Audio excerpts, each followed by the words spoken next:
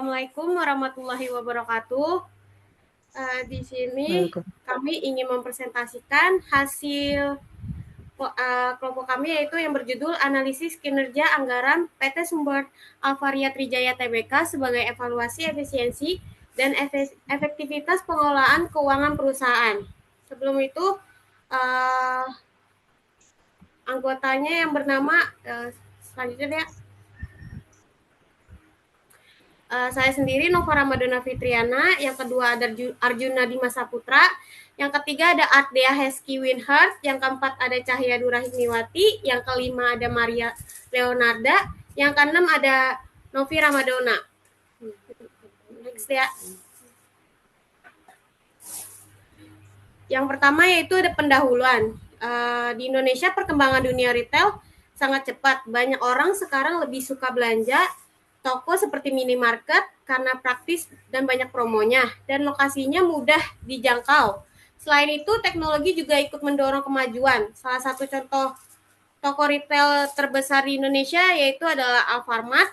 Toko ini menjual berbagai macam kebutuhan sehari-hari seperti makanan, minuman, dan yang lainnya. Namun karena semakin banyak pesaing, Alfamart harus pintar dalam mengatur keuangannya, terutama soal anggaran. Jika tidak dikelola dengan baik, perusahaan bisa rugi atau boros. Oleh karena itu, penting untuk mengetahui bagaimana Alfamart membuat, mengatur, dan menggunakan anggarannya supaya tetap efisien dan bisa terus bersaing. Next ya. Yang kedua itu ada rumusan masalah. Berdasarkan latar belakang tersebut, maka permasalahan yang diangkat dalam makalah ini dapat dirumuskan sebagai berikut. Yang pertama, bagaimana bentuk dan kualitas kinerja anggaran yang diterapkan oleh PT Sumber Alvaria Trijaya Tbk selama periode analisis tertentu dalam mendukung operasional bisnisnya. Yang kedua, apakah terdapat efisiensi dalam realisasi anggaran yang telah direncanakan dan dianggarkan oleh perusahaan. Yang ketiga, faktor-faktor internal maupun eksternal apa saja yang mempengaruhi tingkat keberhasilan atau kegagalan dalam pelaksanaan anggaran perusahaan. Selanjutnya itu ada tujuan dan manfaat. Penelitian ini bertujuan untuk menganalisis perencanaan dan realisasi anggaran di PT Sumber Alvaria Trijaya Tbk dengan fokus utama pada pengukuran tingkat efisiensi dan efektivitas penggunaan anggaran.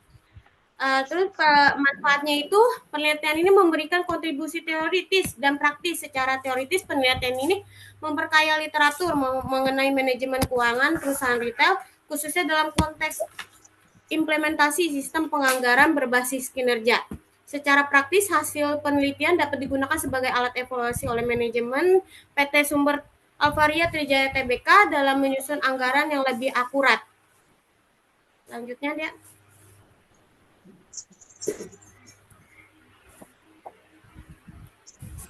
Metode penelitian dalam makalah ini, penulis menggunakan metode studi kepustakaan dan dokumentasi, yaitu dengan mengumpulkan dan menganalisis data sekunder yang diperoleh dari laporan keuangan dan dokumen anggaran perusahaan yang tersedia secara publik.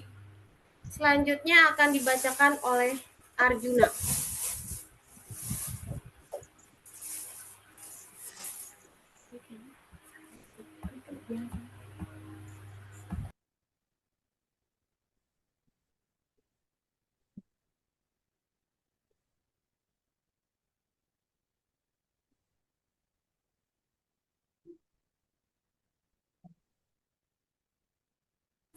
Juna nggak ada suaranya. Juna nggak ada suaranya.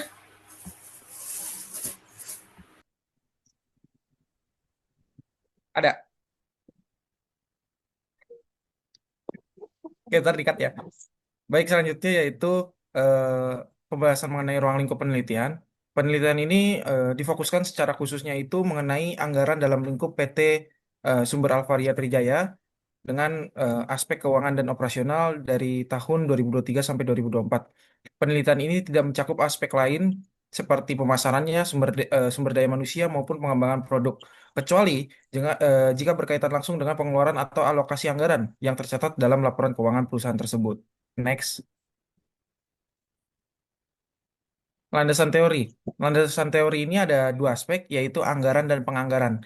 Kalau anggaran yang di sini dimaksud adalah suatu rencana keuangan yang disusun secara sistematis dan dinyatakan dalam suatu keuangan untuk periode tertentu. Menurut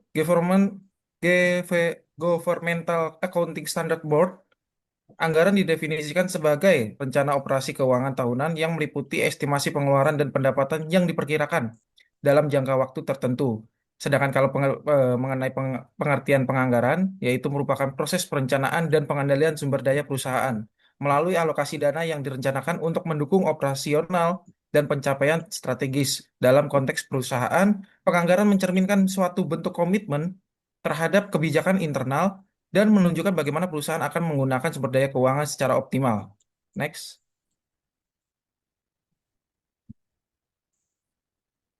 Selanjutnya di sini ada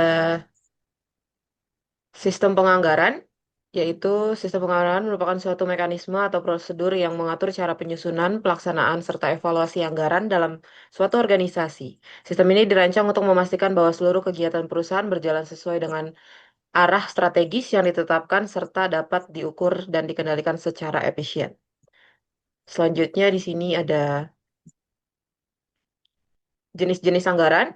Yang pertama ada ada tiga jenis anggaran. Yang pertama ada anggaran induk atau master budget, merupakan gabungan dari seluruh anggaran parsial yang disusun oleh masing-masing divisi dalam perusahaan. Anggaran yang kedua ada anggaran operasional, yaitu menyajikan rincian tentang kegiatan produksi dalam operasional perusahaan sehari-hari, termasuk anggaran penjualan, pembelian bahan baku, biaya tenaga kerja, dan serta biaya overhead. Yang ketiga ada anggaran keuangan merupakan prediksi mengenai arus kas neraca serta laporan laba rugi yang diharapkan. Anggaran ini digunakan untuk menilai kebutuhan pembiayaan, investasi, serta ekspektasi pengambilan modal. Selanjutnya ada konsep efisiensi dan efektivitas. Efisiensi dalam penganggaran mengacu pada kemampuan perusahaan dalam mencapai hasil yang maksimal dengan sumber daya seminimal mungkin. Sementara itu, efektivitas adalah ukuran seberapa jauh kegiatan yang dirancangkan dalam anggaran dapat mencapai tujuan yang telah ditetapkan. Dalam praktiknya, anggaran yang efisien tetapi tidak efektif dapat berarti sumber daya digunakan hemat namun tidak menghasilkan dampak yang signifikan terhadap tujuan perusahaan tersebut. Lalu ada tinjauan umum perusahaan, ada dua yaitu profil singkat perusahaan dan struktur dan tata kelolanya. PT Sumber Alvaria Trijaya adalah perusahaan yang bergerak di bidang perdagangan umum dan distribusi barang konsumen. Dikenal dengan merek Alfamart, perusahaan ini berdiri pada tahun 1989 dan berkembang menjadi salah satu jaringan minimarket terbesar di Indonesia. Saat ini Alfamart telah mengoperasikan lebih dari 15.000 gerai di berbagai daerah, menjangkau masyarakat dari berbagai kalangan dan wilayah. Struktur dan tata kelola organisasi perusahaan ini disusun secara hierarkis dengan direktur utama sebagai pucuk pimpinan. Di bawah ini terdapat beberapa direktorat yang mengelola fungsi-fungsi penting seperti keuangan, pemasaran, operasional, dan sumber daya manusia. Dalam pengelolaan perusahaan, Alfamart menerapkan prinsip Good Corporate Governance atau GCG, yaitu prinsip transparansi, akuntabilitas, dan tanggung jawab dalam setiap pengambilan keputusan dan implementasi anggaran. Selanjutnya ada kegiatan usaha. Kegiatan utama perusahaan adalah penjualan produk kebutuhan sehari-hari, termasuk makanan, minuman, perlengkapan rumah tangga, serta produk kesehatan dan kecantikan. Selain itu, Alfamart juga menyediakan berbagai layanan tambahan seperti pembayaran tagihan listrik, air, BPJS, hingga pengisian pulsa yang memberikan nilai tambah bagi konsumen. Kegiatan ini didukung oleh sistem logistik dan rantai pasok yang efisien serta penggunaan teknologi informasi dalam pengelolaan inventaris. Next.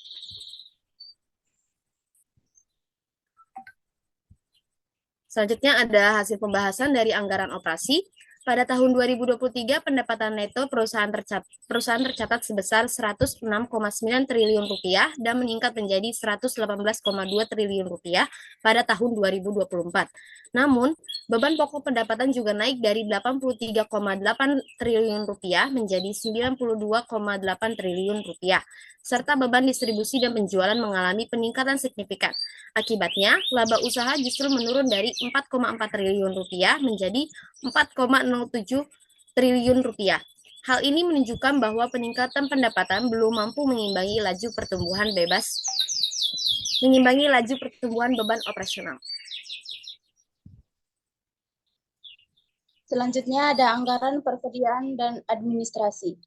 Nilai persediaan meningkat dari 10,9 triliun menjadi 11,77 triliun, mencerminkan adanya kebijakan penambahan stok. Namun, jika persediaan ini tidak dikelola secara optimal, akan menimbulkan resiko overstock dan menurunkan perputaran barang. Selain itu, total beban penjualan dan administrasi meningkat dari 19,78 triliun menjadi 22,38 triliun, menandakan perlunya evaluasi terhadap efektivitas kegiatan operasional dan promosi.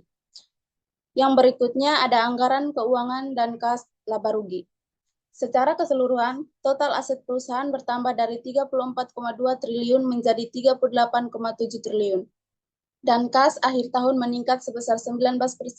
Namun laba bersih mengalami penurunan sebesar 6,5% dari 3,26 triliun menjadi 3,04 triliun. Penurunan ini menunjukkan bahwa perusahaan perlu mengontrol biaya secara lebih ketat dan memastikan setiap pengeluaran berkontribusi langsung pada peningkatan profitabilitas. Berikutnya akan dijelaskan oleh Novi.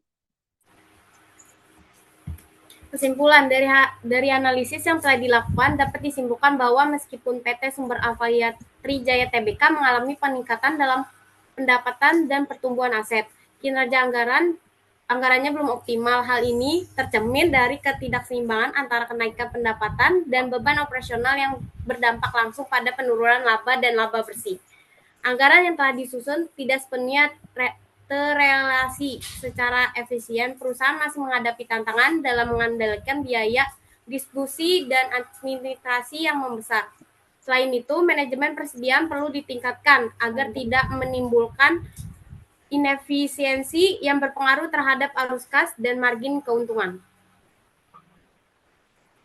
Selanjutnya, saran penelitian ini difokuskan secara khusus pada kinerja anggaran dalam lingkup kegiatan keuangan dan operasional PT Sumber Avalia Trijaya Tbk selama periode tahun anggaran 2023 dan 2024. Penelitian ini tidak mencangkup aspek lainnya seperti pemasaran, sumber daya manusia, maupun pengembangan produk, kecuali jika berkaitan langsung dengan pengeluaran atau alokasi anggaran yang tercatat dalam laporan keuangan perusahaan.